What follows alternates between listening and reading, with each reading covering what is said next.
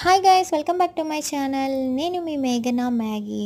అందరూ ఎలా ఉన్నారు? నేనైతే చాలా బాగున్నాను. మీరు కూడా బాగుండాలని కోరుకుంటున్నాను. గైస్, ఈరోజు వచ్చేసి మా ఇంట్లోని గుడ్ల కూర అండ్ రొయ్యలు. సో ఇది యాక్చువల్లీ నిన్నటి వీడియో. సో ఈరోజు లేట్గా పోస్ట్ చేస్తున్నాను. సారీ, ఈరోజు శుక్రవారం కదా, మేము తినము, అందుకనే. సో గైస్, ఇప్పుడు వచ్చేసి నేను ఆయిల్లో చిటికెడ పసుపు వేసి బాగా ఫ్రై చేసుకుంటున్నాను ఎగ్స్ అయితే. సో కొంచెం బాగా ఫ్రై అయిన తర్వాత సో ఆయిల్లో ఉల్లిపాయలు పచ్చిమిర్చి వేసి బాగా వేగించుకున్న తర్వాత టమాటీ వేసుకున్నాను. సో లైట్గా 1 స్పూన్ సాల్ట్, చిటికెడ పసుపు, 1.5 స్పూన్ కారం వేసి బాగా కలుపుకున్నాను.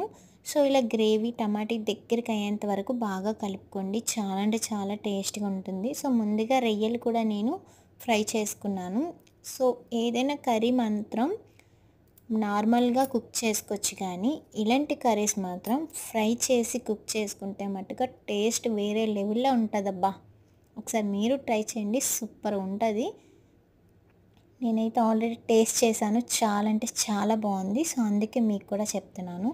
సో ఇది మనం పులుసు పెట్టుకుంటున్నాం కాబట్టి నిమ్మకాయ సైజు ఉన్న చింతపండుని వాటర్లో ముందుగా 1/2 అవర్ ముందే నానబెట్టి దాన్ని బాగా పిండి వాటర్ అనేది అందులో వేసి కలుపుకోవాలి.